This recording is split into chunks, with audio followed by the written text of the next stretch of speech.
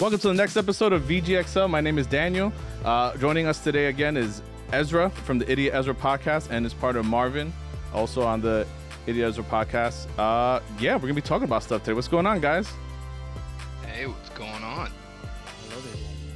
How you doing? Whoa, that was a strong... Are we just doing like kind of sexy voices? I don't know if that was sexy. I thought that was kind of creepy on Daniel. That's just how I speak, so if you find it sexy, I mean... I'll tell you one thing. I would not take your ice cream if you sound like that, sir. Oh, you can have my ice cream. And no one should be taking anybody's ice cream, okay? Why not? Not with that laugh, and not that voice. Not trusting at all. Not trusting. Even if they do, say no. Say no to ice cream. Say no to ice cream, okay. It's cool. I'm lactose intolerant anyway. You can get, vegan ice cream. I love all ice cream, I'm just saying. Just don't take it from a stranger. Don't take ice cream from someone, especially with that voice. I'm just saying, emphasize the minimum. Don't do it with that voice. Absolutely not. Okay. So, if you're not already following everyone, please follow us. You can follow me directly at Video Games X Life on Twitter or the at VGXL Podcast. If you want to just ask questions or anything like that. Ezra, where do we follow you again? You can follow me at Idiot Ezra on Twitter. Yes, that's where I'll be. Oh, all right. And do you want people to know or follow you, Marv? I mean, if they want to curse me out, they could just curse me out at LGumby7 on Twitter. LGumby7. All right. I'll tell you right now, this is a video game podcast. Marvin's not giving himself enough credit. He loves arguing about video games on Twitter. I love it. I ain't gonna lie. Like, if you want to argue, I'm here for it. Like, he's not even joking here. He'll legit. He doesn't even tweet. He just tweets at people. That's, you know what I mean? Yes. How people have general tweets. Marvin's just coming at video game necks all over. I saw that. I think I probably got like 5 actual random tweets in my entire Twitter career. I saw you the other day fighting with somebody about some shit or whatnot, and then they went quiet. Or I think I commented on it. I was like, well, I don't know. It's always some dumb shit. Yeah. I love it. Oh, man. Have you guys been playing anything besides Warzone? Ezra, been playing anything else? I actually uninstalled Warzone yesterday. For the 12th time. But listen, I'm not saying this forever. I'm saying it right now. I need a break. I'm tired of all the cheating. I'm tired of the cheating. I can't wait for this anti-cheat to come. And I really can't wait. As I stated last week podcast, I'm waiting for my boys to play a game different from Warzone. But I did download Last of Us 2 because obviously I'm, backlogged on a lot of games. So I downloaded that from PS Now. But did you ever finish part 1? No, because remember it broke on me for some reason? It did break on me, so I didn't finish part 1, but I'm not going back to part 1. Really? Yeah, what the hell? Okay. I already know what happens. I'm trying to understand what you be doing in games, because you had Last of Us break on you. Yeah, they didn't break. Uncharted didn't break on me. It broke on someone else's PlayStation. No. They still owe me one. Guy, I didn't even include Uncharted. I was just talking about The Last of Us and God of War. And Call of Duty, you said Cold War broke on you too, right? On the PlayStation? No, not Cold War. It was the... Modern Warfare. Modern Warfare does not work for some reason when I have Warzone downloaded into my PlayStation 5. I have no idea, okay? I'm a very simple man. You can see by this face and eyes. Very simple. I put it in the game. It's a disc, right? You put it in correctly, and it's supposed to play. That's all I wanted it to do. If for some reason I have these problems. Yeah, for some reason. Mm-hmm. You just be licking your discs or something. Anyway, I can't believe I just told you guys. All I wanted to tell you is I downloaded Last of Us 2, and it just turned into me being incompetent in playing video games. I mean, I think you should actually finish part 1 before you move on to part 2. I already know the story. This is why I never watched, what was it? Notorious? I know what happens in the end. I know what happens in Last of Us Part 1.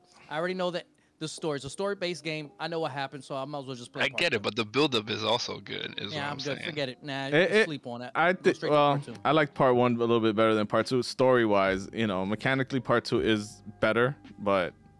far superior mechanically. Yeah, it's a lot better, but still.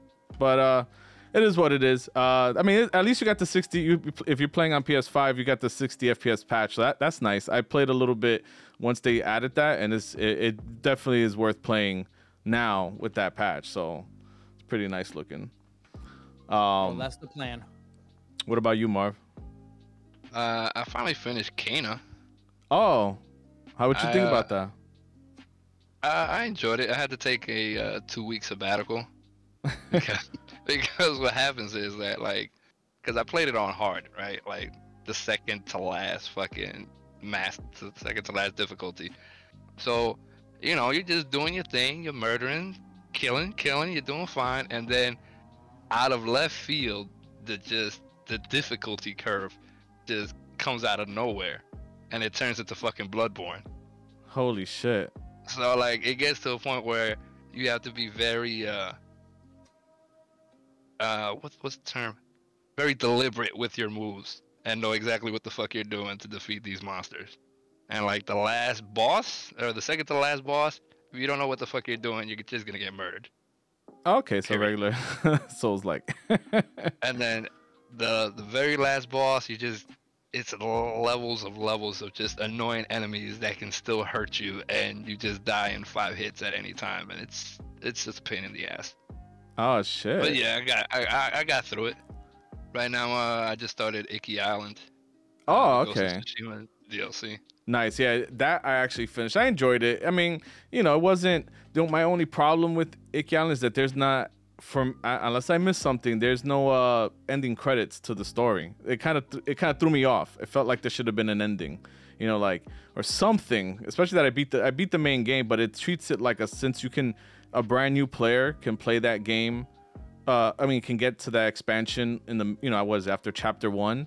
So yeah, it just treats it like a side mission, and it was a little anticlimactic for me. That it's just a really long side mission. And so you didn't feel satisfied with yeah, it's worth it. It's worth it. For me, it was worth it because just the little things they add. I mean, it's a lot more of the same, but to me, the same is good. So, but the little things they added were worth seeing, and the story for me personally was worth getting through, or whatever. Just that was it. It was like, really, I thought it was gonna be some credits or something. I don't know, but that was my only complaint. And then, but recently I've been playing just been stuck on Far Cry because I actually want to finish it, and I never played a Far Cry game before. I don't know if you heard on the last one, and it's been good. I've been enjoying it for what they're doing with the whole Cuban thing, or whatever. And it's on a fictional island, but it's obviously Cuba, and I like it a lot. I've been digging the story. It's fucking bloody and brutal, and the acting is pretty well done. Your Latino blood, huh? Oh yeah, yeah. Latin blood. I'm all like, right, so. So you're enjoying it, I'm assuming. Yeah, I'm enjoying it. I mean, I never played a Far Cry game, so I could see why one main, it's typical open world shit, but the story's good. So I got about 4 Far Cry games in my backlog that I still haven't touched at all. So starting from 3 up until now, 6. So, plus there's the Primal or something is that like a side? No, I had 3, 4, 5, and then the New Dawn. I don't remember if that was a DLC or if it was an actual new game. New Dawn was, I believe, a DLC, and then there's Primal, which was, I'm not sure if that was a standalone or what that was about. I've played snippets of Far Cry, but through my Twitter journey out these few weeks, I've seen a lot of positive things about the story for Far Cry 6. Yeah. So has the story, is that what's driving you to continue to play? Honestly, yeah, because it's your typical open. It's if you play one Ubisoft game, you played them all. So, like I said, I just call them Ubisoft and the genre that they are. So, you have Ubisoft, the looter shooter, that'd be the Division. You got, yeah, shit like that. So this is Ubisoft, the first-person shooter. You don't sound like a big lover of Ubisoft here. If you play a lot of their games, it's a lot of the same shit. Hell yeah, like Assassin's Creed is Ubisoft kill search. Yeah. Find collector's items. That's exactly, and then I just want to know when is what is it good, bad, beyond and evil? The Beyond Good and Evil. Yeah. It's still in development. I'm waiting for part 2 for what? How many years now? 15? Something like that. Yeah. Something. And then the main guy got freaking he left, for some scandalous reason, all the stuff that was happening over there. So he's the head of that was running that game is not even there anymore. So who knows if that game's ever gonna come out? And then they had to restart a lot of their games when the whole pay to win fiasco happened with I forget which game it was now. I think it was like Ghost Recon or something like that, maybe Breakpoint or some shit like that, where it had like pay to win things in it. Yeah. Yeah, that was Breakpoint. Yeah. So it's like the games are not bad, but I think me and Pfeffer played Wildlands, right? And I was like, oh, this is fun. That's a good one. That's what I wanted. I thought Breakpoint was gonna be like a successor to. Yeah. But apparently it wasn't. I don't know. So people were mad that it wasn't realistic. It turned into another looter shooter. So they released Division 2, and then you had Breakpoint, which was another looter shooter. So because of the outcry and everything, they actually changed it now, so you can play either way. So you can either play the looter shooter way, or you can play it like realistic. They call it realism or real mode, some shit like that. Yeah, I'd rather play the fake Wildlands version. Yeah, exactly. Me and Pfeffer are probably gonna go back to that. But when I play Wildlands, all the little quests that they do and all the shit that they do, I was like, oh, this is cool. And then I think I played like part of an Assassin's Creed or some shit like that, and it was the same style of missions, like getting people out of cages, and like all the quests were almost identical. That I was like, this is just I was like, oh my, like that's where I realized I'm like, Ubisoft is. Yeah, Ubisoft's just Ubisoft. Yeah, it's just copy pasta. That's their game. So. That's why now they're Splinter Cell, it got announced. So that's everyone's like, just don't make it one of these open world games. I'm like, yeah, let's see what happens with that. But yeah, so I guess we can move on to some news that's going on through this week or whatnot. Do you guys hear about the EA and FIFA shit that FIFA wants fucking $1 billion to use for EA to use the name? I thought I was like, was it $1 billion or was it $2 billion that they wanted? Is it $2 billion? I could have sworn it was $1 billion. I think the last contract was $1 billion, and then for this one they wanted $2 billion. Holy shit! I think it was because EA wanted to like expand on it, like they wanted to do a whole fucking esport kind of thing, all types of, like they wanted to do way more than just release FIFA yearly. And that's why, and then FIFA was like, okay, you want to do that, so give me $2 billion, you'd be all right. But I think FIFA's real strategy is ask for a ridiculous number so they can have an open market for the licenses or have multiple licenses out there for multiple games. I think they came out with a statement saying, hey, they're looking at all the facets of, the landscape of esports, and they're talking about going into the open competitive arena for the licensing of FIFA. That makes sense. And multiple entries, and Does I think it it's though? well, I think for a consumer, I'm excited about that. And also, FIFA is trying to change their strategy. They're trying to go from the World Cup from every 4 years to every 2 years. It's been leaked that they're talking about after 2026, they want to go the World Cup every 2 years. My opinion, not that I can, I'm not versed into the football world, soccer. But the thing is, we know it's the biggest sport in the world by a lot, and it drives in big money. But I think that's kind of a mistake making the World Cup every 2 years. But that's just my opinion. But it just seems like if you're making moves like that, you're after the dollar figure and trying to generate more money for this organization. But see, I don't see that though, because you got to remember the reason why all these sports got consolidated to one publisher stuff was because they were making more money on this one huge mega deal than have it spread out between different publishers, developers, platforms, or whatever. But don't you think there's more players nowadays than when they started going into this negotiations, exclusive deals? Like there's so much more money out there in video games. I think video game money has exploded within the last 10 years, and FIFA's like, let's get. They want to give it a chance to see if they. Yeah, and just anything.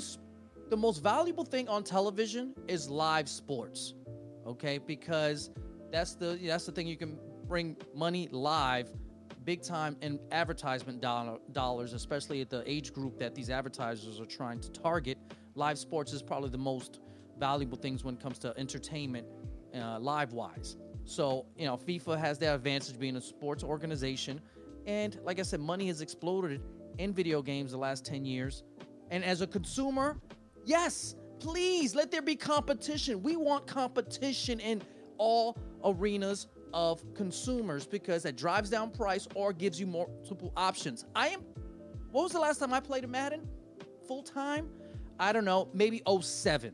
I am tired of Madden. Okay, it's just, and I could imagine, I never played FIFA, don't care for FIFA. Like I said, I don't care about the world soccer, but I imagine most people want something a little different. They want competition, and I want competition. So for me, I don't care what their reason is, which I think is money, obviously. Well, let there be more competition out there. No, I agree with that. Like, I mean, I agree partially that, maybe they want to cause competition, but at the same point, I don't think FIFA cares about competition. Let me get that straight. They care about the money. I'm just saying, for me as a consumer, I want competition. So I think it's also that there's been a lot of controversy around EA and FIFA and the cards, and I think they just know how much money EA is making too now, because it's been under the microscope for a bit now. Like these last couple of years, that's all you've been hearing about is microtransactions, this and that, and how much money they make. So I think they finally realized, like, wait a minute, you guys bring in like $10 billion. What's a little bit more? What's another extra billion you could throw at us or whatnot? Because I'm like, they make tons of money from those card packs. I don't know if any financials ever came out. I don't know. I know they're a publicly traded company, so I don't know how deep their financials come out. But is FIFA their #1 generated revenue game? I'm not. As far as the Ultimate Team, yes, but I don't know as far as like the actual game sales. Like probably overall, yes. That's what I'm wondering. Overall, I'm just wondering. Because if I'm not mistaken, it was either EA or it might have been Activision actually, but it might either way. I think it was EA that wasn't it, or maybe Marvin, who made like $1 billion in like in under 90 days from just microtransactions. It was like some shit like that came out, a while that ago. One, I do remember hearing that the Madden Ultimate Team was making like $1 billion a year. Just in a year? Every year, like it was making $1 billion. Interesting. And I know FIFA was doing more. I think FIFA might have been doing like 2 or 3 billion, if I'm not mistaken.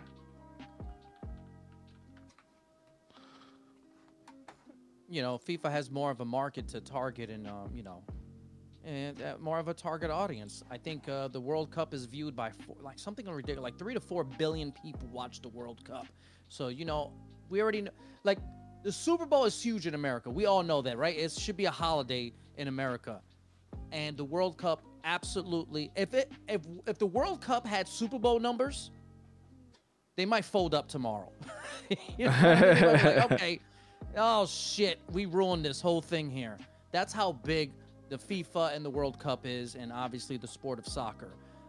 I call it, it's really football, right? We sound like idiots for calling it soccer. It's called football. Football. I mean, you're right, and it's only about $1 billion and change that they make from that. Billion and 1.6 billion that they're making from Ultimate Team. So I guess it's less than. I mean, just from that by itself, it's only $1 billion, but. Only $1 billion. Yeah. Nah, I thought it was a little bit more. Jesus.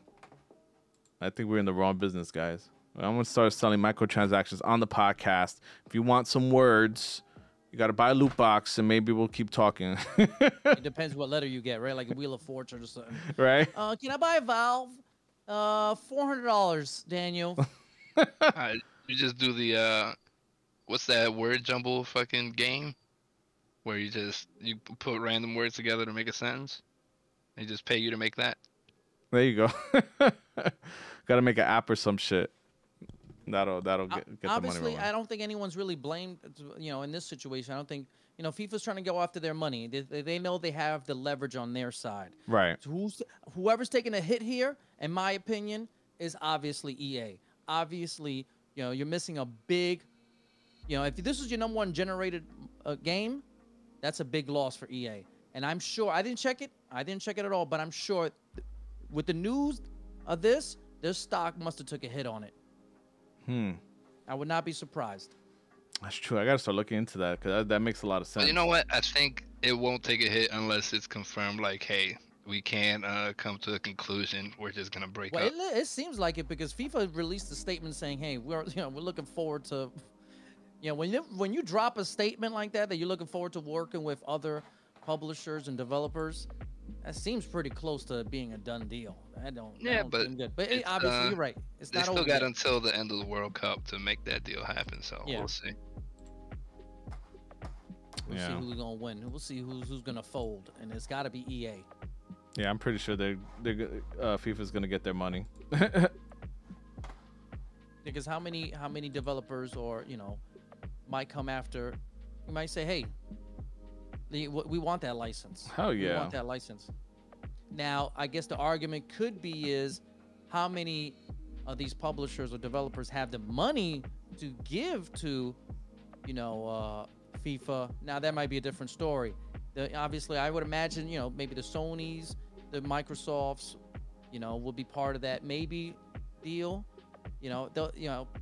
Maybe Amazon. Maybe Amazon says, "F it. Here's the money." Amazon is a global company itself, and we already know they're into the gaming market. So I think there could be some players out there. Yeah.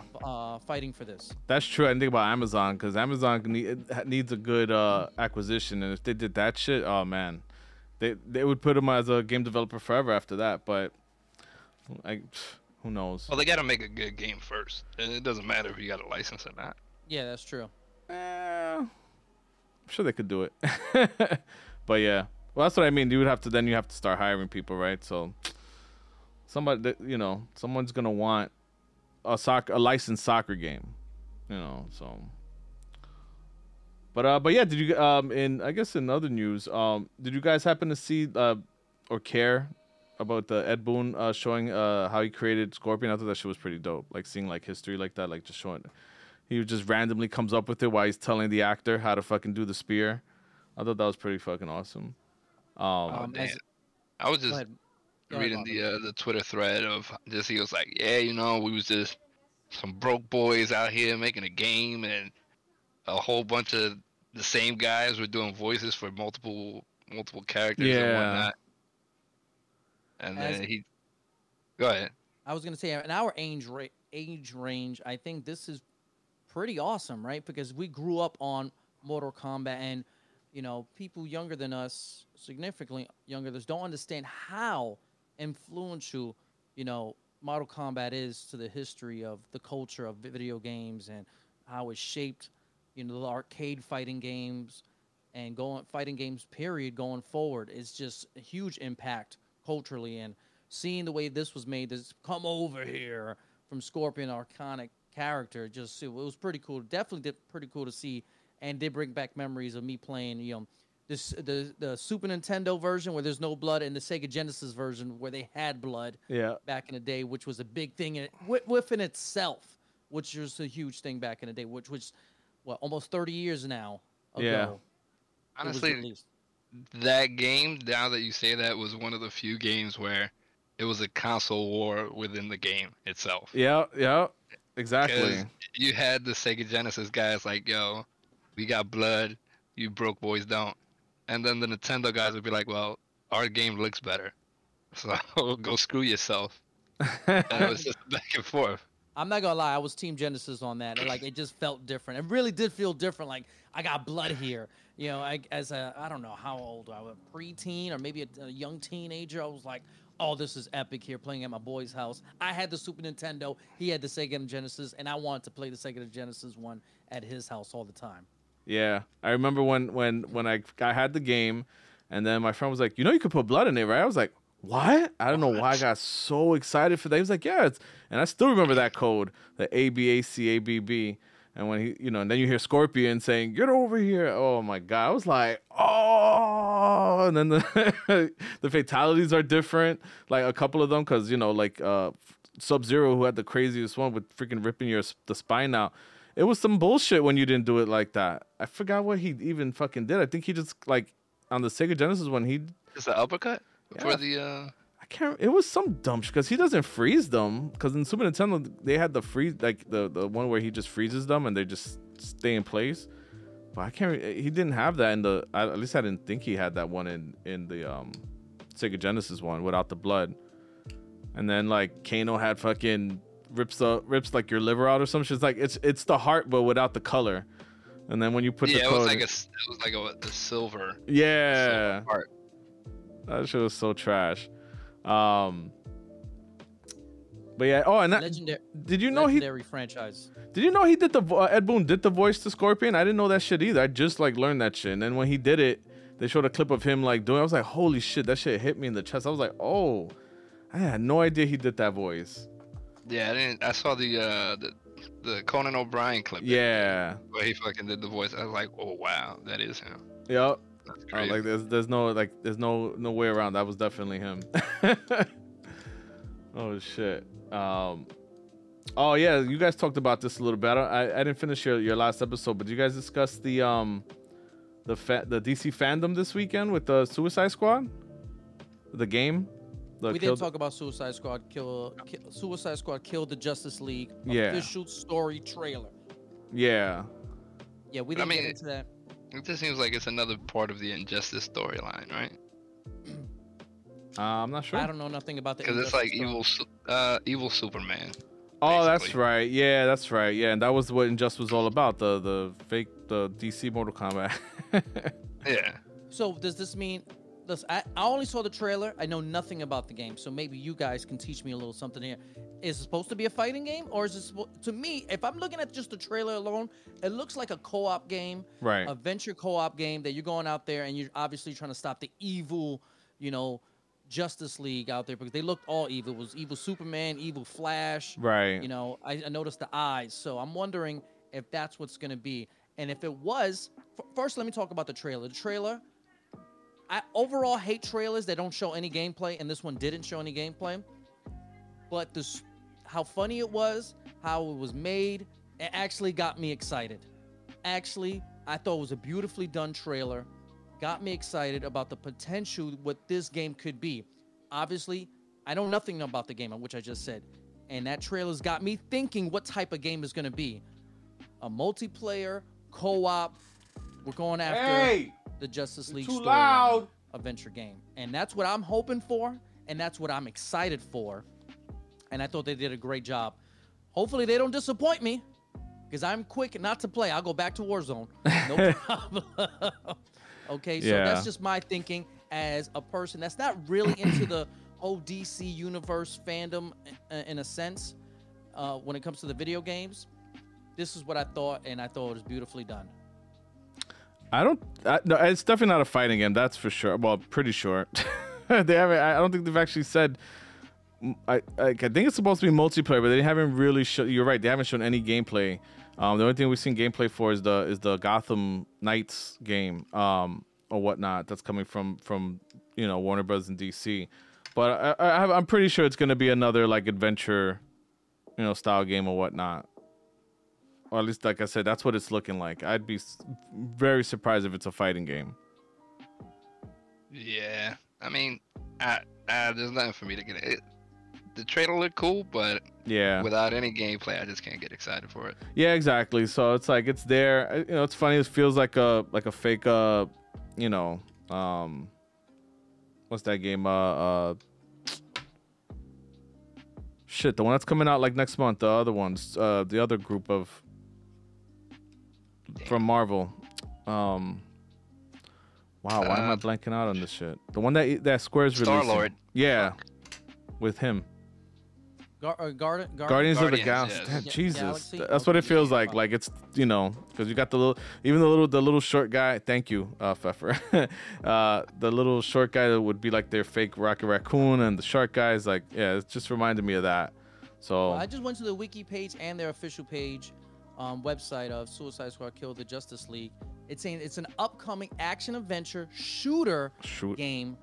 Yeah, developed by obviously Rocksteady Studios, which also did the Batman Arkham series. So they got some strength behind it. All right, I'm a little hyped now. If it's Rocksteady, yes. It says I'm down for whatever Rocksteady. they do. Yep, they did Batman Arkham, and like I said, it says single player, multiplayer. So, you know, it says action adventure, which I thought, right? That's what I thought from the trailer. Oh, okay. While it can be played solo, the game also features a 4-player co-op multiplayer mode. That's what the gameplay says here. Oh yeah, that's what I'll be excited about. Now I hope the main focus is co-op, because that's what it seems like. You're there with your crew, you're with a squad. So I'm hoping the emphasis is on co-op there. So that's one thing I'm leaning. I hope it leans towards. I hope it's just not like a little add-on. All right, you can play with your boys and girls, and that's it. Hopefully that's the real focus, and maybe you got to help each other based on abilities and have this synergy to defeat. You know, which we know as DC semi-fans, casual fans, they should not be able to mess with evil Superman or Flash. I don't think I don't care if Shark or the Shooter or Harley Quinn got a chance at any of these super duper mutants or heroes. But synergy, I want to see some co-op going on. Obviously, they're not going to kill the Justice League because they got no shot. Right. It'll just be stopping the Justice League, you know, because they're all being controlled by Brainiac. You gotta convince them, like Superman, don't do it, man. Don't rip our face off. Or don't go full Omni-Man on us. Or blow up the fucking, what's it called? Whatever Brainiac is doing to control him. But yeah, that means that they're releasing two multiplayer games, because isn't our Gotham Knights is for sure gonna be a multiplayer game. That was up to 4 players, if I'm not mistaken. Yeah. Now that I hope is not some corny looter shooter style shit that, you know, like they've been doing or whatnot. But I like it. I yeah. can't wait. Yeah, I can't remember the demo they showed. What was it, last year? A couple months ago? Yeah, it was last year, right? I don't know. Last year feels like 20 years ago, so maybe. Yeah. Xbox mini fridge, I don't really care about that. Why you hating on the Xbox mini fridge? It looks cool. This is a robbery, man. Of course it's a robbery. There's a lot of things in, I don't know. Retail that's a robbery. I just love that people are hyped for this robbery. Just for the simple fact that, like, you can buy, granted, it's not going to be as stylish as this tall, skinny fucking mini fridge. But you could buy a mini fridge for more space for about the same price, if not just a little bit higher. I think we all know that, but there's going to be some Xbox fan or Microsoft fan out there that wants this to be like, look what I got. It's just, obviously... Man, it ain't some. This shit is sold out already. Yeah, no, that's what I'm saying. It's just, you knew there was going to be a But it wasn't that expensive, was it? How much was it, like, retail? $100. Oh, okay, so it's not really a robbery. Is it a robbery? For the amount of size that you get, you could put, like, I think it was 8 to 12 cans. It's a collector's item. That's it. It's a collector's item. It is. It's going to sell 12 years from now, $462,000. I should have bought one myself. I should just keep it in a box. Go buy it off of eBay. Got it for like $300 off eBay. That's not too bad.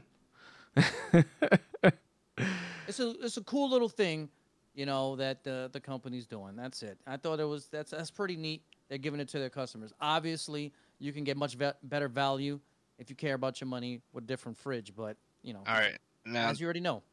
Did you think you would live in a world where a video game meme would turn into a product? That is actually something I'm enjoying. No, because I would have never thought they would, like seeing these companies more and more like indulge these things as the joke. I think is a good move in my opinion, because when you indulge a little bit and show you have a sense to, people appreciate the shit out of that because it's not the norm. So I think it's fun. It's funny. It's fun, and yeah, I think it's a good look. Like it makes Microsoft not feel so fucking like, serious. Like Sony, it feels like Sony would never do. If Sony ever did some shit like that, I'd be surprised. You know what I mean? It's kind of like when you fall, you gotta kind of like laugh, at yourself with everyone, so you don't, you gotta laugh with everyone, so you don't become the actual like joke. So. Well, I don't think video games overall. How can I say this? If they see them, I don't think this is a money grab by Microsoft. Like you said, they did something cool for the fans, and I think it's a great branding way. But video games in itself is a brand now itself. for years now. So if they have a way to make money, they're going to take advantage of it. So I can see this. I think it's, you know, video games has expanded in multiple different ways to, you know, grabs the fans' money in a lot of different ways. But this was pretty cool by Microsoft. I don't know, fam. I see it as a money grab. With all the products that they've been throwing out in the last couple of years. $100? Like, how much profit is this fridge giving them? Like, fam, Microsoft? It's a small ass fridge. I know it's a small fridge, but okay, let's say the fridge cost them $20 to make. It's $80. How many units did they create? I don't know. I imagine it's not in the millions. Probably not. So it's probably not a big. But I mean, you're gonna make a small first batch just to test the waters before you ever fucking. It was made for a joke. They knew, you know, like I said, they probably just covered the cost. You're paying for, you know, you're buying for a license, and it's gonna be a collector's item. So I don't know. I think, I mean, you're right. It's a little pricey for the actual, like, for what's that called, like, you know, a real use of it. Yeah, but it's like, yeah, because not really meant to be used as a real fridge. You're buying it for the novelty. It's just an expensive novelty. Yeah. I don't think this one specifically is a money grab, but most video game companies, you know, are not scared to go after money grabs and things of that nature. And there's something we'll be talking about shortly about one particular video game company. They're really going for a money grab. Oh yeah. No, that's 100% true. And yeah, exactly. No, we can actually cover one more thing. I was gonna say, should we just jump to that? But you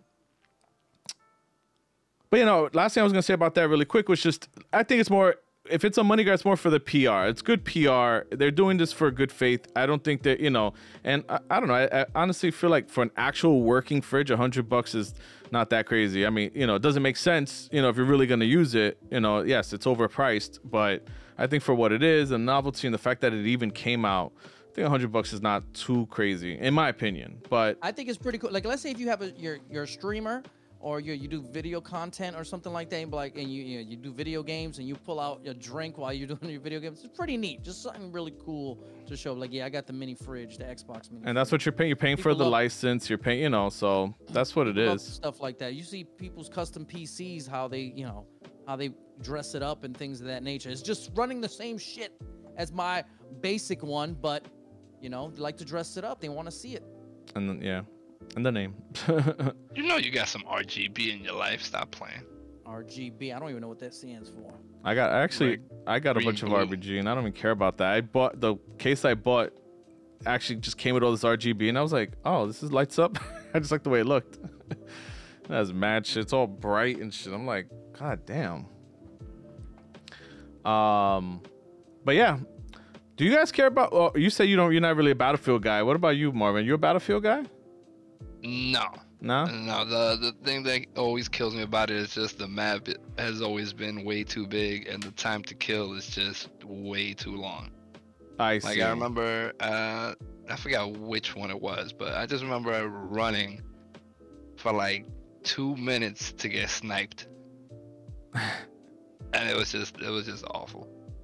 Although, yeah. I mean, I'm not gonna lie, I enjoy the videos, like fucking motherfuckers stealing Harrier jets and all types of wild, crazy shit. But like, you could ask Ezra when we were playing like the original Warzone before they finally sped it up.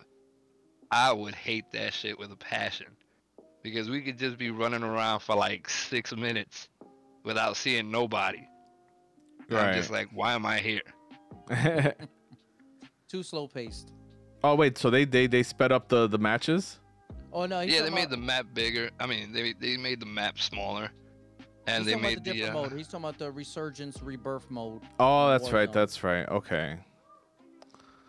Yeah. Yeah. I'm back and forth with it. Like, I don't think I can play it like as much as I can play Call of Duty, because again, you know, you just jump right into it. Whereas like, I don't know, one whole match in Battlefield does feel like grueling. Like, it feels like you're fucking there forever. You know what I'm saying? And it's just like you said, and then you just end up getting sniped, or somebody kills you. Like, you finally see someone to shoot, and then you're getting shot in the back by some other random person. But I'm probably gonna still get it, because I'm interested in seeing this one. But it does suck. Apparently they're having like a bunch of development issues and an identity crisis, and they're copying Warzone. I mean, Call of Duty with some of their stuff, with the whole what are those called, the like the jobs or whatnot. Operators, yeah, the operators, yeah. So it's like, it's like they're just like, fuck it, copy Call of Duty, which kind of sucks because they had their own fucking identity, and now it's like you don't know what the fuck to do. They have their own loyal fan base too. They have their loyal. You know, you have people that are like, all right, I'm team Call of Duty and I'm team Battlefield. So I don't know why they would. I know Modern Warfare, the reboot was a huge success, but I don't know why you have to quote unquote copy. But these are all rumors, correct? I mean, supposedly, like, I don't know, you know, apparently it's, you know, it's being like talked about everywhere. So typically when, you know, it's a reliable source. When the big blogs talk about it, I noticed, you know, it's usually a fairly reliable source. It's probably true. And I know the betas ran into a lot of bugs and issues and things of that nature. Yeah. Now we got like another more month, or less than a month. Yeah, and they pushed it back. Really? It was supposed to come out this week. It was supposed to, and they pushed it back a whole month. It was supposed to be out this week, as a matter of fact. Yeah. And they pushed back. Yeah. You know what? I don't think the Battlefield community is as loyal as you think. Because just look at what happened with Part 5, where as soon as you see a girl with a claw in a fucking war, in World War II or whatever the fuck it was, the sales just tanked for that one. Yeah. But it wasn't critically, you know, acclaimed either. It wasn't. I felt like, you know, it wasn't up to par, and that's why I tanked also.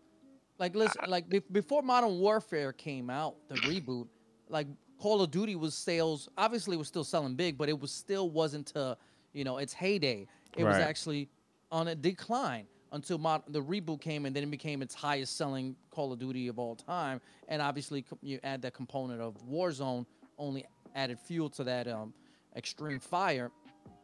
You know, I'm just saying Battlefield people are excited. It's been years since they've come out with a legit game. And you know, I think they have loyal fans in the sense that they were excited. But if the product's not good, they're not gonna, you know, it's not gonna sell. The product still has to be good no matter what, as you said earlier. It has to be good. Yeah, but I honestly don't remember there being an issue with the product itself. Like, I don't remember hearing that Battlefield 5 was a bad Battlefield. Everything around it was always the social justice crap. And that was pretty much it. Well, there was a few things. God, there's a woman out there. And then the worst one was when the developers were like, hey, if you don't like it, you can go screw yourself. And then people were like, oh, okay, so I definitely ain't buying it now. Well, it's sad that we have a society that think like that because there's a woman in the game. And, you know, those are fucking idiots. But I hear what you're saying. A company's sales have been affected. So, you know, I don't know. Well, and then the time to kill, like you had mentioned, that was a big thing too. They were having issues with that. Like, the community was really unhappy with the time to kill. And I remember reading this a while back, but yeah, like they increased it and they lowered it, and then people were mad that it was too short. Yeah, like it was too long, then too short, or something like that. I think it was just always like too much. Like, I think it was always too long. But I'm not 100% sure which way it was. But yeah, I think it was just that, yeah, it was too much time to kill someone. And it was like this whole thing about it. Like, I remember that. And then, you know, and then they had the Battle Royale, which they focused on, which was kind of silly because Apex had just came out. So it's like, just had a lot of, I think them sticking to the old wars was just a big mistake. Doing World War I and then World War II again, it's like, how long are we gonna, you know, it's like you guys spent years doing the old shit that everyone's tired of already. Like, I can't believe even, you know, Call of Duty's going backwards. Like you just did one in what, 2017 or some shit like that. Like, I don't know. I think for World War II, Call of Duty should have waited till like we're fully balls deep into next gen and then do like some dope, like, you know, can't be done on old generation hardware, a World War II game. So I think that the issue with Call of Duty side is you're coming out with this game yearly. Like, how many fresh ideas can you have when it comes to a shooter and things of that nature, when it comes to these guns? And it's just, you're putting a lot of pressure on these, when the rotation of developers of Call of Duty, because you're dropping this yearly. That's a money grab in itself. Every year you got to come out with a new Call of Duty. Yeah, it's a bit much, and that's why they have to rehash some of these damn storylines and things of that nature, because they don't even have time to think about, you know what will be fresh, what will be new, what will be cool. Yeah. Yeah, but the whole thing is you can't keep staying in one era just for the simple fact that eventually you're gonna get fatigue. Yeah. You're gonna be like, all right, well, I could play. I like it's the same thing as last year's version, and I prefer the maps in last year's version. So why would I upgrade to this? Mm-hmm. They just need to go do what their mobile game is doing and just make one freaking live service game and update it annually and just let the microtransactions make you the money, because people are going to spend the money. You know, there's not an annual Fortnite game, you know? Well, you know, I don't know if you want to come up with that formula, because then a lot of companies might do that. I was spitting this to... That's what Ubisoft's doing. To Marvin. I was spitting this to Marvin, and this might be an idea. I'm going to ask him. I was talking to him off podcast a few weeks ago. Let's say Grand Theft Auto says, you know what? Forget about Call of Duty 6 or Call of Duty. I mean, Grand Theft Auto 6. F that. Let's come out with Grand Theft Auto Forever. It's always going to be online, and we're just going to drop DLC storyline games every few years. Fire. Would that work? Garbage. That? I mean, look, everything comes down to the quality of the content that they're doing. So if it's actually well thought out, very well done stories, and you know what or whatnot, I mean that's fine for me personally. I already do that with Final Fantasy 14. I've been playing that shit since the end of 2012. It's literally been 10 years I've been playing that game, and that's still super hyped for the expansion that's coming out, you know, this in a few weeks. So it's really about the quality of the content. Ubisoft is about to do that too with The Division and with Assassin's Creed. They're not going to come out with annuals anymore of those games, or well, you know, not that The Division was annual, but Assassin's Creed is going to be a live service game, and apparently that's what they're going to do.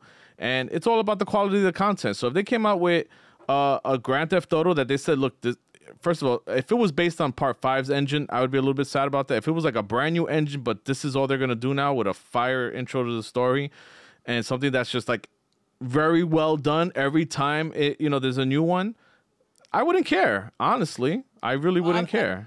Once again, I am not I'll let Marvin speak after this. I'm not a GTA loyalist. I don't care for and that's GTA another thing, overall. Yeah. But I was saying to Marvin the same things you're saying right here. Like, I can see that happening. And as long as they're dropping the quote-unquote DLC as a new map and new characters, a new story, it's basically like a new game. It's just you're just dropping it within this online world and just, you know, calling it a DLC. And Marvin will speak on it, how he felt about it. The whole thing is just like, all right, I mean, GTA 5 obviously ruined the fucking cycle for the fucking series. Right. But you're accustomed to getting this much content for as far as any GTA game, right?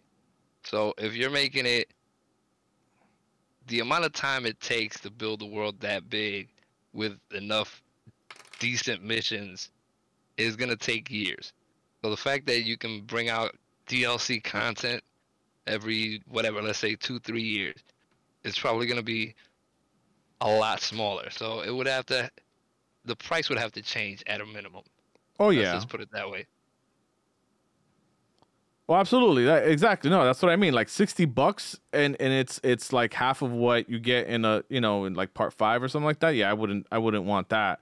You know, it would have to be, if again, it depends on the size and the scope and everything. And I have a feeling that's what's going to happen, that they're going to have one engine, and that's probably why it's taking so long, because, they say they're not working on it, but they probably I have a feeling they're developing a long-term engine, something that's going to run, probably on next gen and beyond. And I don't think we're going to see a GTA 7. I think that's exactly what's going to happen, especially that you already have companies moving that direction. It's only a matter of time before Battlefield or Call of Duty do the same shit, because their mobile game is already doing that. Their mobile game already takes Call of Duty, that is, already takes maps from all the games, and just does different events every week, and they have, and it's actually pretty well done. I gotta say, like I really enjoy the mobile version of Call of Duty. I was actually, the first few, like, as you're leveling up, is a lot of bots, so that already got me stuck in it, because it was easy to kill shit. But but as I got more deeper into it, I started to enjoy it a lot. And it's like,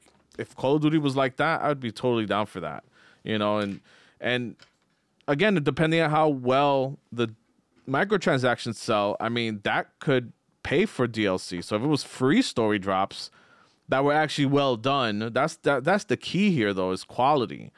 If it, I have a feeling quality would go down, but they might, since they're using the same engine, they don't have to develop anything new, and they already have a world built, and maybe they're just building, expanding on maps. I don't think it would be city-sized maps anymore, maybe like, but if it was every 2 years or every 3 years, you're getting now a brand new map. You know what I mean? Like, that's fairly big in size, and at least 15 or 20 hours of story content that's well done. If it's free, that'd be amazing. If it's, and if it's, $40 or something like that, I'd be down for that. Well, you could think of to me, the bad side of it. They could say, you know what? Now GTA is going to be a subscription model. $12 a month, GTA forever, and you get to play online, and you get, such and such every month. Again, I did that a little bit with Fortnite. So I was like, I don't know. What, you was on that battle pass? Yeah, the one where they give you like 1,000. Yeah, you automatically. It's only what, $2 more, and or $1 more, and you get the battle pass, and then you get the free 1,000 V-Bucks every month, which I was like, that's like, and a free skin. So I was like, I'll do that. I'm a little scared of the subscription model for individual games, because if it does become much more profitable and multiple companies, that means you might, subscribing to like 3 to 5 games a year, and that's just gonna cut into your pockets. You know what I mean?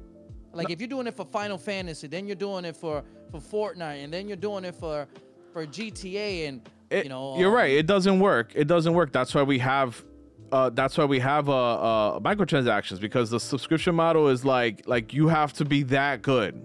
Like, your game has to be that fucking. That's why Final Fantasy has 24 million subscribers, because the game is that good. Because those are people paying monthly for. I know. I ain't one of them.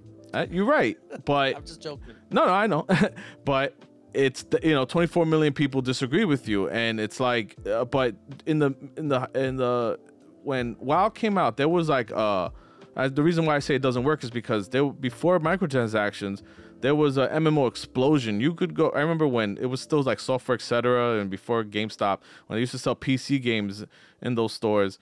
They had a PC section, and that shit was filled with MMOs that you could buy, So, and they all most of them failed. The only thing that stayed relevant to this day from those times, Final Fantasy 11 is still around, and WoW's still around, and maybe I think like Lineage 2, which actually WoW had a stranglehold on the community. Hell yeah, years.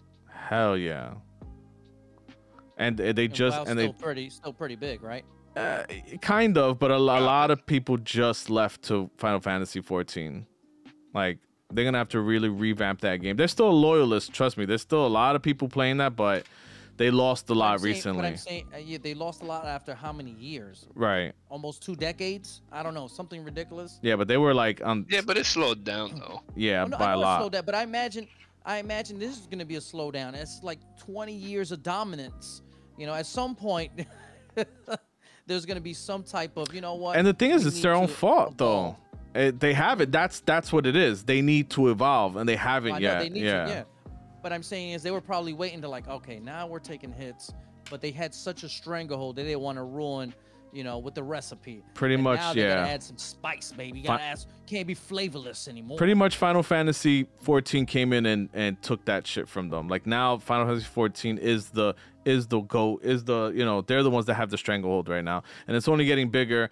And now, it just got announced that they're working with Xbox to finally bring the game to Xbox. So 14 is definitely up there. I'm telling you, the game is, for someone who enjoys story games and things like that, it's fucking epic. That's why I play it. I honestly play it for the story more than anything. It's an amusement park style MMO where you can do tons of shit. There's tons of shit to do. You can literally never do the story and just focus on crafting in that game, because the crafting has its own storyline and its own characters and its own fucking quest lines that are like that span hours upon hours. So it's a lot. Like 14 is a lot, and then their expansions are very, very, very well done. Like the acting is incredible. Like the way they design their dungeons and everything, it never feels dull when you're playing through the story. And their stories We're are streaming live on Twitch, Daniel. Keep it in the pants. Keep it in there, okay? Sorry, you know, it's just. I know you're getting a little excited here. I just don't want you to whip it out. Hey, I'm just saying that's how good the fucking game is. It's like I get passionate about it because every time I think like, all right, their next expansion can't be as good as the last. The last one was freaking amazing. Like, there's no way. It's just it destroys the previous one. So I have high hopes about what's coming next month, and yeah, expect to hear more about this because I'm gonna be talking about it. Well, speaking about subscription models, we have a new subscription model announced by Nintendo's Your favorite. Expansion Pass. Why don't you elaborate on that a little bit more there, Daniel? So yeah, so now if you want to play, what is it, Nintendo 64 and Sega Genesis and get the new Animal Crossing DLC, it's what? It went from $20 a year to now $50 a year for so an extra, and that's $50 a year for a single person and $80 a year for the family pass, just to play Nintendo 64 games. Oh, wait, the old Nintendo Online $20 version was giving you the DLC for Animal Crossing? No, the new one is. Okay. So the old one was just to allow you to play online. It still exists. Like, you don't have to get the expansion pass, you know, like the DLC pass or whatever. But it's $20. It lets you play online. It gives you access to Super Nintendo and Nintendo games. But now when you get the if you want to pay for the $50 version, then it'll be all that plus Nintendo 64, Sega, and Sega Genesis. What was the other one? I love how you said all that, because sadly, there's not much all that in this expansion. I think it's about 9 64 games, and I want to say something like 18 Genesis games. And they're going to add a few more. What makes it crazy is that you can get way more Genesis games if you just buy the Genesis collection. And that's on the Switch too, right? I think. Yes. Oh. I don't know what they're thinking with this shit, because it's like already people don't even like paying for like PSN, and you get 2 like modern games every month with Xbox or PlayStation. Like, they literally don't give you anything but old games, and then they drip feed those, and you're not getting monthly games either. It's not like they're adding Super Nintendo games every single month, or, you know, Sega Genesis or any of the stuff every single month. It's like when they feel like it, and then there's so many things that are not available. It's What's your problem? So go on. It's just bugged out that they can't at a minimum give you more at launch. Like, all these ROMs are already out here. Exactly. That they could do. So why is it only 9 and 64 games? As I stated in last week's episode, and I'm gonna officially announce it here, they're the supreme of video games. Basic T-shirt. Let me put my stamp on. Let me put my brand on this. Now it's $200. You know what I mean? They're using their brand to gouge you with their prices. This is what a lot of the community was talking about, and you were questioning last week. $60 for a 2D scroller, you know? Yeah. And I said, hey, if it's, you know, if the experience is there and the replayability, I guess it could be worth it. But overall, outside looking at it, I don't think it is. But so far, the community has answered, like, this is what I get for $60. You're paying for Nintendo. You're paying for its brand. Once again, that's what's happening here. And for someone that owns a Switch that's played about 20 minutes since day launch of his Switch, okay, I was excited to hear about this. Oh, I can hit up my friends and play some N64 games. And then I see the list. What? This is what I get? Yep. This is what I get.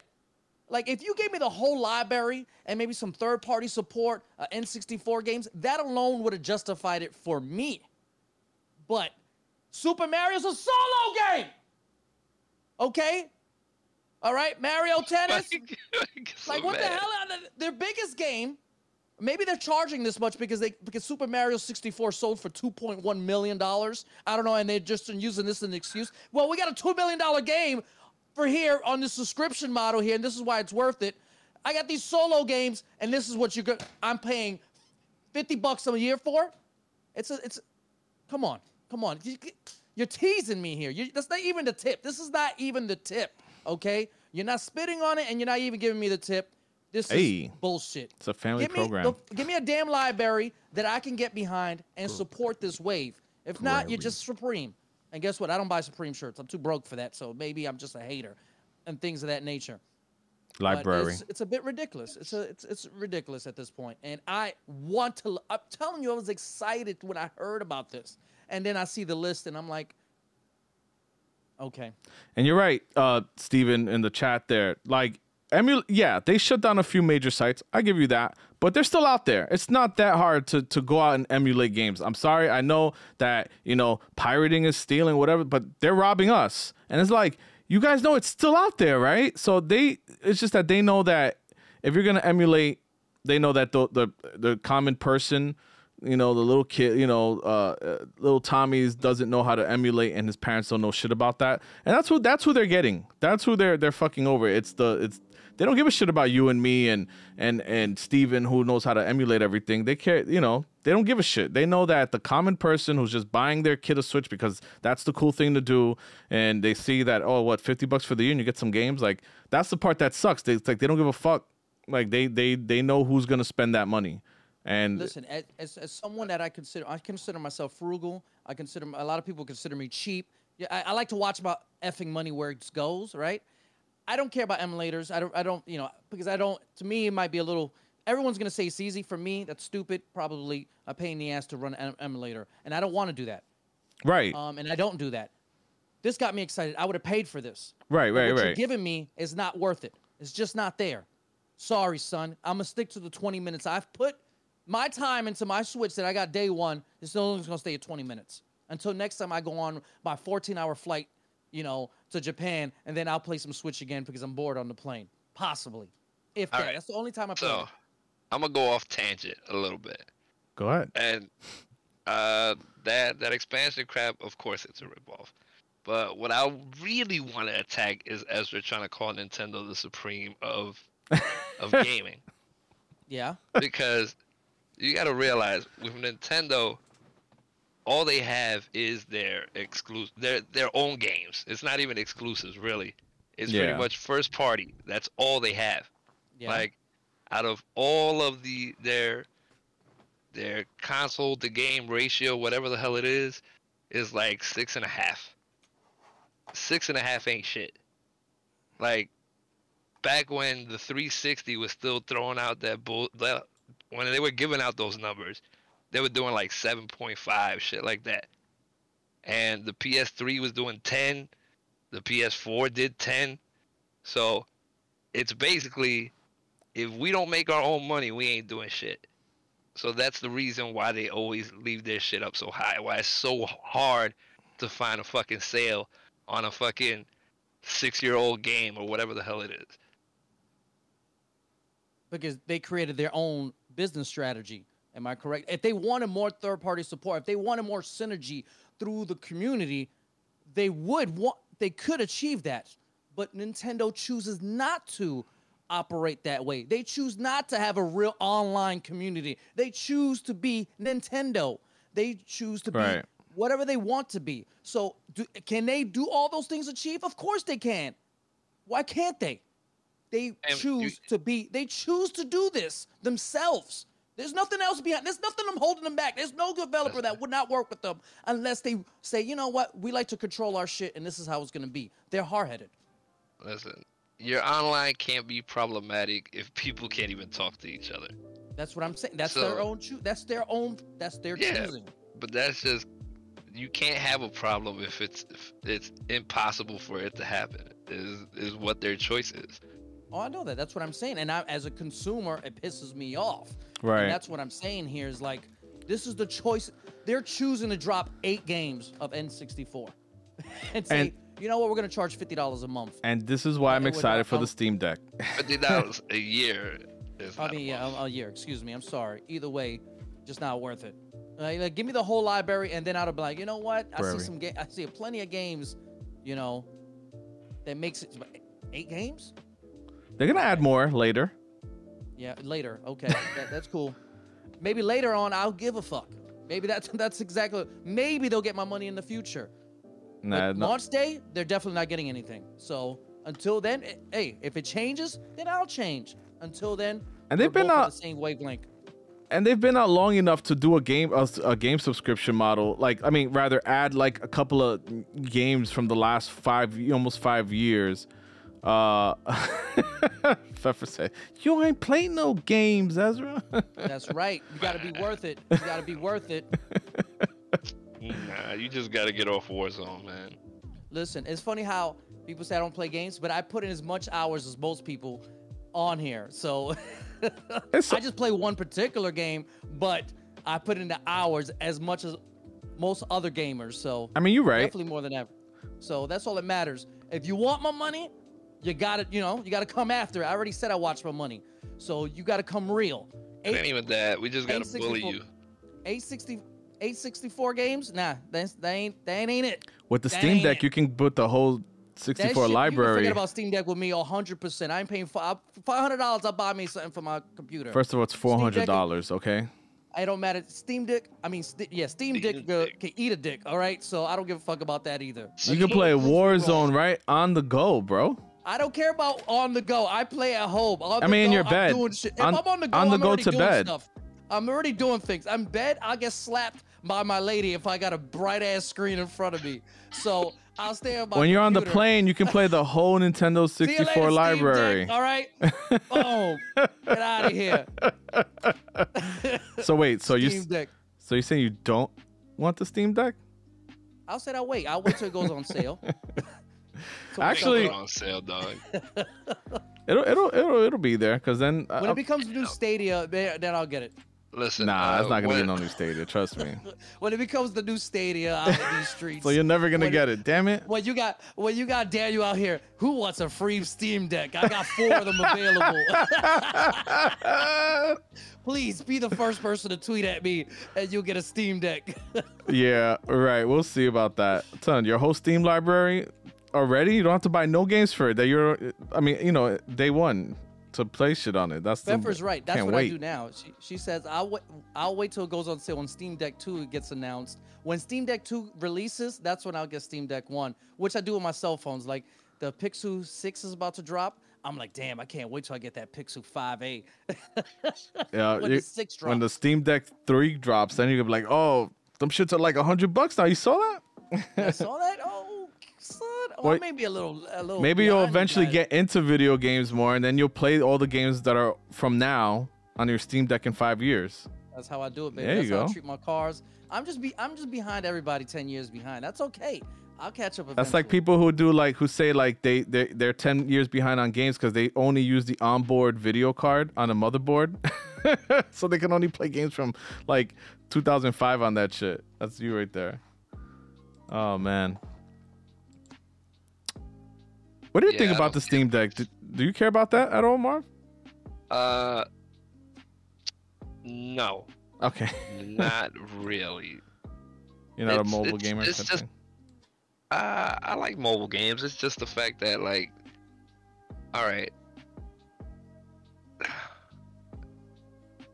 I'm just waiting for that. I'm just waiting for the point when, like, you know, PC finally fucking grabs its nuts and steps forward. Like, you see what Windows is doing with Windows 11, where they're like, yo, get your bullshit the fuck out of here.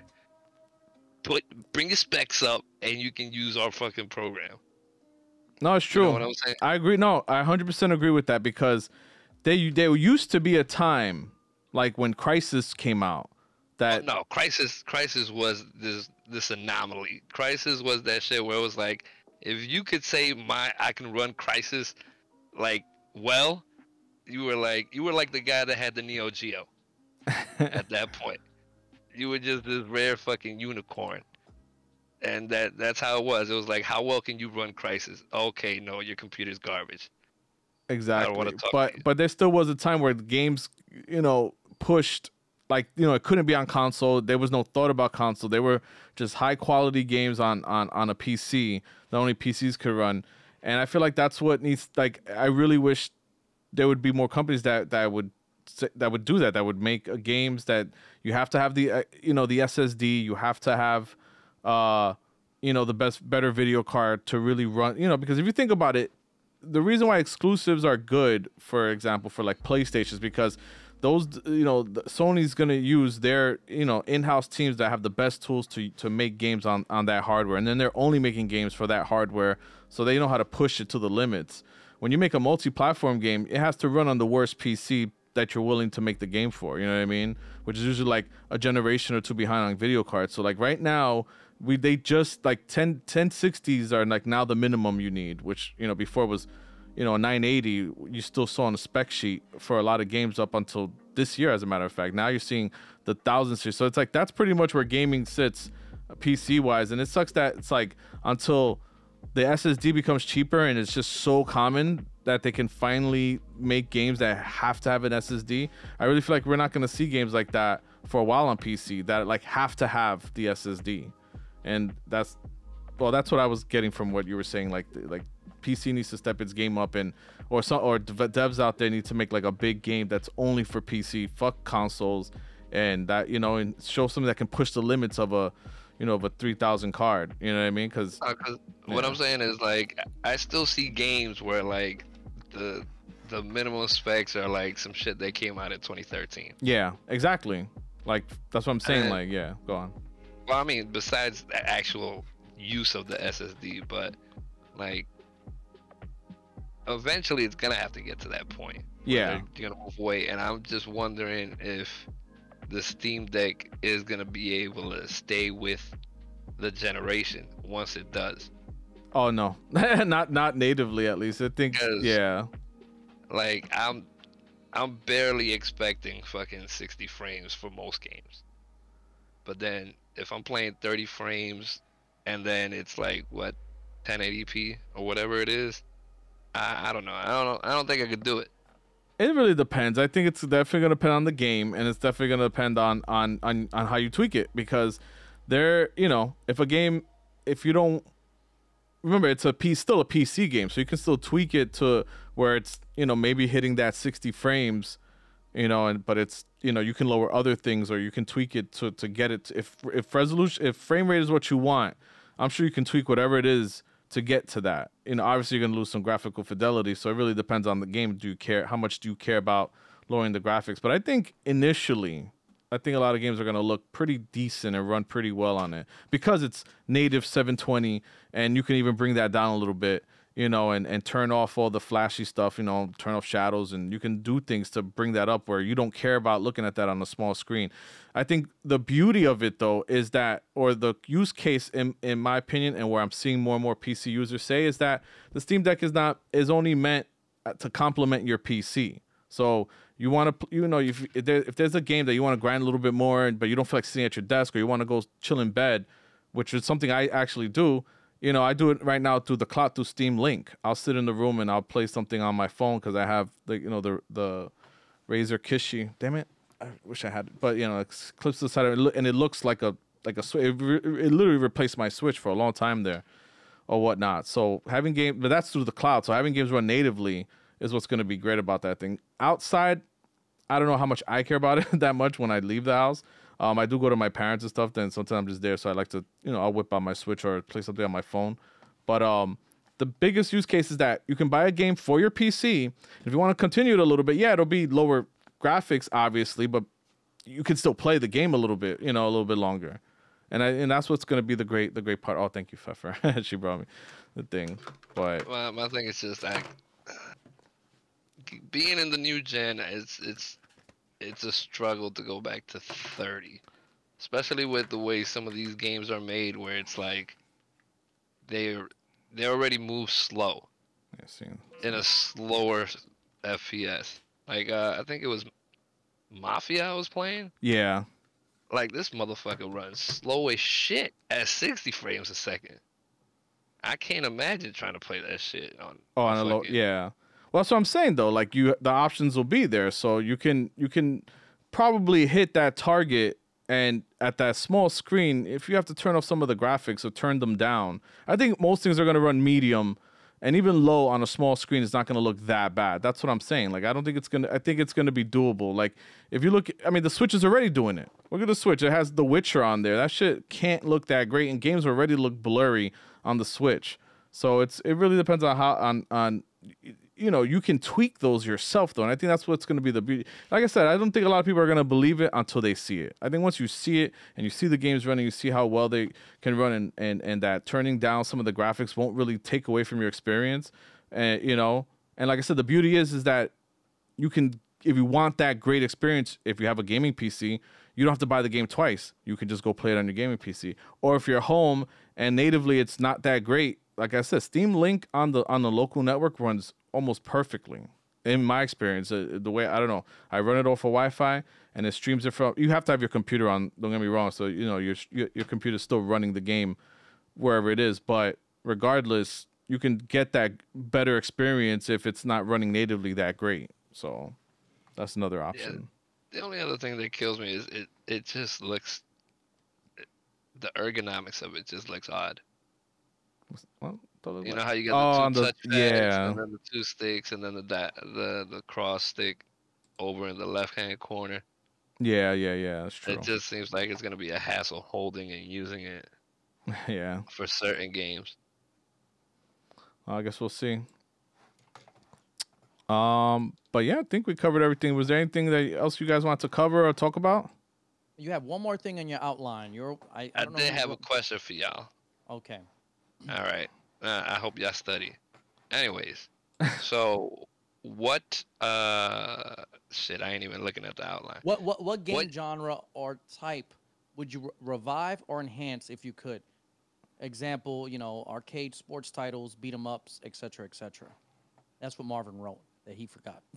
Yes. I have terrible memory. If there's a genre that's probably a dying genre or dead genre, or one that you want to enhance or bring back, what would it be, Daniel? What would be? Yeah, like for me, I'll kick it off. For me personally, it would be the arcade sports titles, like the NBA Jams, the NFL Blitzes, games that type. I'm actually feeling that answer a lot because, but we were talking about this earlier about FIFA and EA, right? These exclusive licenses have destroyed these type of things in some nature. Like, I would love like NFL Blitz, which I hear 2K is kind of working on its own arcade-ish football game that EA lost its NFL exclusive license. That's supposed to debut in a couple years. Also, I want to put in the genre of like a Cruising USA into that. I would consider that like an arcade sports game. I know it's driving, but yeah, I do like that answer a lot. Racing is a sport. And they did just release a cruising game. What? Yeah. I think it's part of the cruising series, if I'm not mistaken. I don't know how good it is, but I know something like that just came out. Or damn, I can't believe I forgot the other, like a Def Jam fighting game, things of that nature. These studios used to take a lot more chances, but I think overall, when it comes to some of these dying genres, I think the indie market has definitely tried to keep it alive, and they have released some classic, great games on the indie side of the market with some of these type of genres throughout the years. So I think that's something that, if you're missing these type of things, you should look in that market, and you probably might find your fill and things in that nature. Exclusives, I don't think, I imagine it's just going to be dead probably or dying forever in a sense. Honestly, for me, like that I was just thinking about recently that's kind of like not going to exist much anymore in the classic form is actual games made specifically for handhelds. Now you have indie games, and granted, those are usually can run on lower end hardware and things like that, but there was a certain aesthetic or a certain feel like that Nintendo did do with their handheld games that you're not going to get anymore, and I kind of like 3DS games and things like that were made specifically for that. Now everything is a little bit bigger. It's a whole full, I don't know, like there's just a different feel there. I can't think if there's any genre that I'm probably missing something because I want to say I think VR probably has taken this over. I haven't played any, but remember like that, was it House of the Dead type of games, those type of shooters, those right rail shooters they would call it, and things of that nature. Or light gun games. Yeah. It's because of I just TV. miss the arcade experience overall. Period. That's just my, That's true. That's where that's where I met some of my best. That's where I met Marvin, kicking his ass, and Oh, this motherfucker's a liar. Crushing his soul. Crushing a lot of souls in our old neighborhood. Don't let this man lie to you like that, man. This motherfucker was 50-50 winning and losing. 50-50? Oh, man. His mathematics is that's a lot of wrong math today with my friends. I don't know what's going on. But the point is here, I miss the arcade experience and those type of games of that nature. I know Streets of Rage just came back out, but those type of games, too, I miss. Right. Also, so yeah, I think there's quite a few genres, or maybe quite a few games that I miss, and I wish they would bring back. Like, I think it's an underrated game. Talking about N60, this was one title I was really excited for that I was hoping I saw. I know it wasn't Nintendo that made it, but Battle Tanks on N64, one of my favorite like multiplayer games. I was like, oh, I can imagine playing that, online. And then I see these 8 games, and I was like, nothing even close. It will never happen. But it just those kind of titles, what made me excited about this expansion online, and obviously, it was dead on arrival when I thought about that. Well, so I miss those kind of things. Yeah, no, it's true. And it what sucks is that a lot of these what sucks for the question more than anything is that anything that I would say has been coming back out. So like the beat 'em ups, like Ninja Turtles is about to drop. There's talk now. There's people have been crying for Marvel's Capcom to come out, and that might be a thing. Hopefully, whatnot. But the thing is, a few games, and it's not like reviving the genre, right? They might be 1 or 2 games, but it doesn't, revive. Right. Unless, the Ninja Turtle ones blows up, and then it just like forces these other companies to be like, you know what? Like, it's not going to be that big that they're going to force other companies to come out and revive this genre. I imagine it has to be a whole new fresh take, and it has to be online, and probably have to charge some microtransactions to force these companies to revive these kind of things back to life. Yeah. They'll follow the money. It's plain and simple, right? Battle Royale is basically a new concept in gaming, right? Relatively new, maybe 10 years old. That's pretty new, right? New genre. 10 years? That's not even, but yeah. You know what I mean? So it's like they're going to follow the money. And it seems like if you want to compete and have a big title, you got to have some type of BR nowadays. If you want to compete, that's big money. I mean, a lot of this is left up to the indies. Like that's who's gonna bring this, and the AA devs, because now more and more AA devs are coming out, like Focus Home Entertainment and things like that. But I think another thing that I miss that from I guess a bigger name is the way Square used to do their. I kind of miss like their stance on making a Final Fantasy game, where it had to push the limits of the console. And that's usually what they did. Like, it was always like you knew it was gonna get like a pretty ass game. And I kind of miss the turn based. Like, I hate that they they did the whole like following the money, and they think nobody wants turn based, even though a game like Yakuza proved that wrong. Because Like a Dragon was completely turn based. So it's like I just like I wish I saw things like that where it's like you were getting like a great story and a great and something that really pushed the limits of the console and stuff like that. But yeah, and boxing. I feel like we haven't had like a really good boxing game. Like I used to love Fight Night. Do you guys ever play Fight Night back in the day? Did. Yeah, and the shit talking involved before Fight Night. Oh man, like I used to have a lot of fun with that shit. That's a great specific game to pick out. Fight Night. Like you're right. There hasn't been a boxing game, like on that caliber. Yeah, like at that level. Like I guess the closest thing would be UFC the last few years, and right. That hasn't been the biggest hit in itself. Maybe WWE making a comeback with some of their online capabilities and things of that nature. Wait, but you mean like because you've had WWE games, but you want like the Jax Pacific? No. I'm not saying I'm just saying I know there's been WWE games, but it's lost its luster the last few years. I think since Take-Two has taken over completely, I've had that exclusive deal. I think it's been lackluster. It hasn't been, what used to be. Like, I know the heyday was, once again, N64, WCW Revenge, or No Mercy, or things of that nature, where we put incredible long hours into that game, battling each other, creating characters, I just think the last couple years or few years, it lost its luster. I know they're still coming out with games. It's just they need to improve on their games that they're doing. I mean, the biggest thing has been a lack of polish. Like, some of the bugs in fucking, what was it, 21 or 22?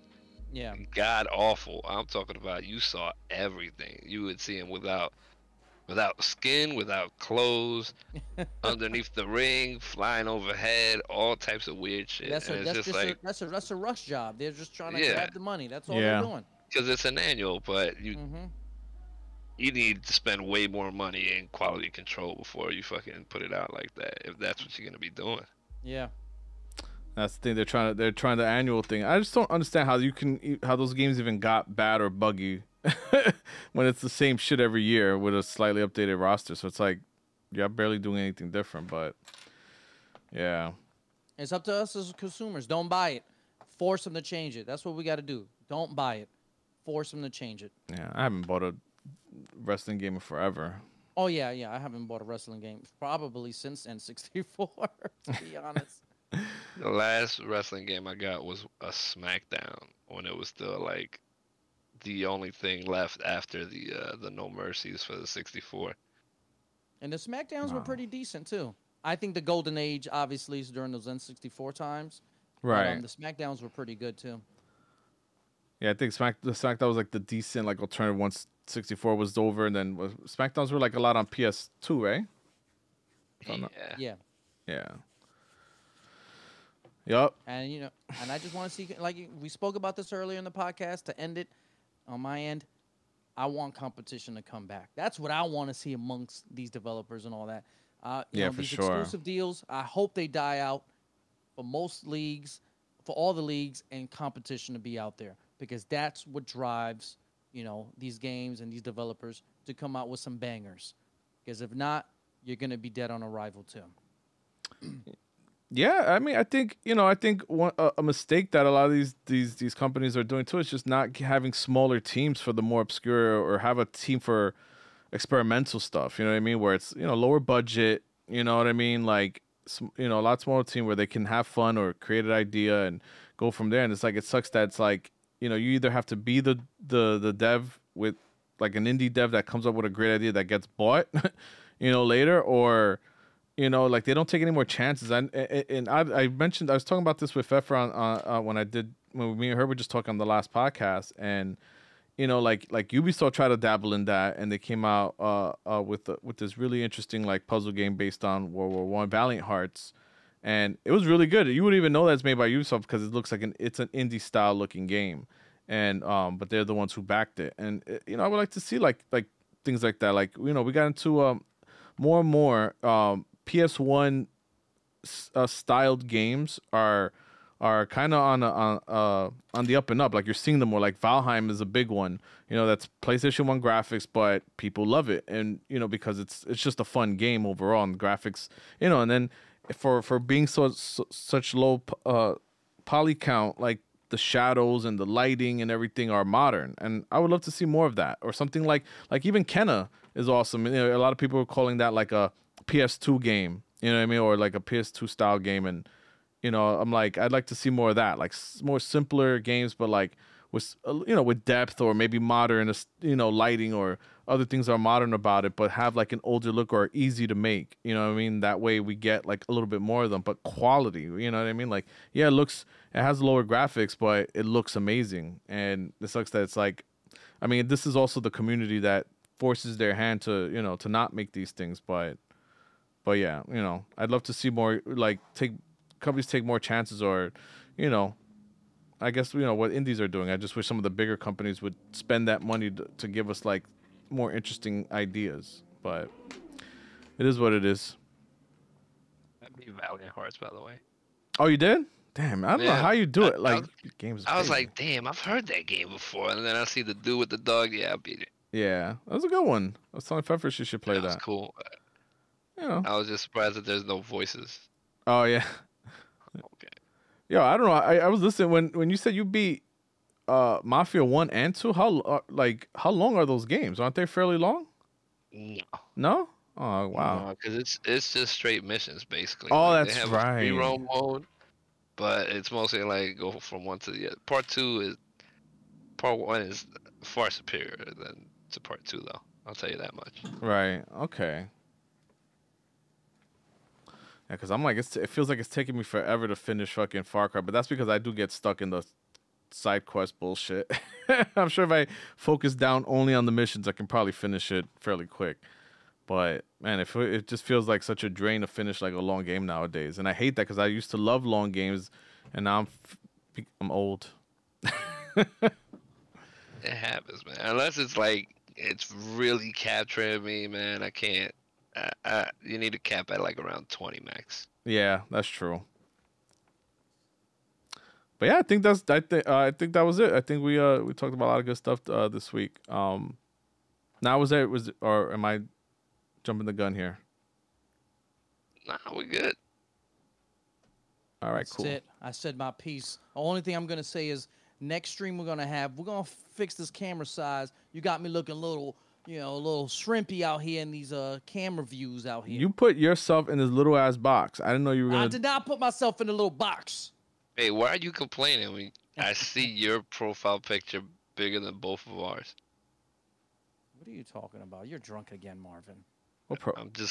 It's what I see in the Discord, my guy. Oh, in Discord. Yeah, we're talking about Twitch. We're talking about Twitch here. Oh yeah, on the stream I have my overlay so that I don't have to edit this later. Oh, okay. So yeah, it has to fit you saw how it was gonna look from the clip. The people in the chat want to see more ears. That's what they want to see. They want to see more ears. You gotta. No, I got a headset on. That's not the point here. You gotta make yourself. You gotta fix that shit up. I'm gonna make myself larger next. Get a green screen then if you can't. Since you can't. I'm gonna make it large. Don't worry. That's it. We're gonna do this next. I don't want to hear no. It's not gonna be my fault.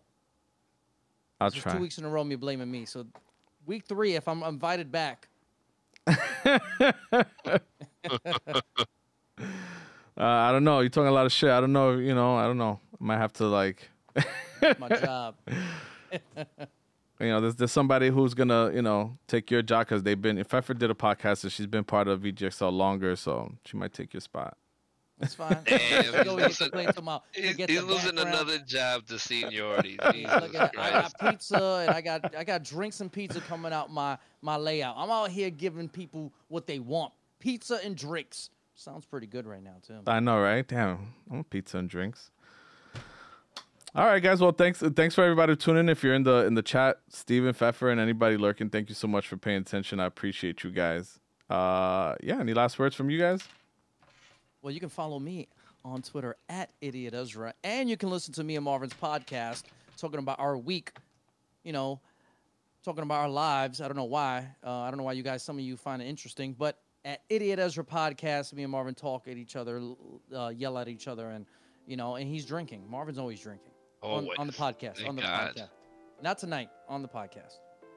Can I get an invite?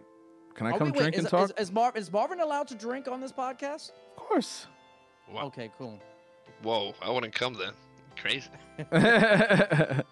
And come on down, Daniel. Come on. You know what? You should do it in person. You should be at my house. I promise I'll wear whatever you want me to wear, and you can come on down to the Idiot Ezra Podcast. Nothing. But the Idiot Ezra Podcast Studios. That's it. Exclusive. Podcast Studios. We gotta change. Remember, you gotta Idiot Daniel. You want to call it Idiot Daniel Podcast for that episode? For that episode, we're going to call it Idiot Daniel. You know what?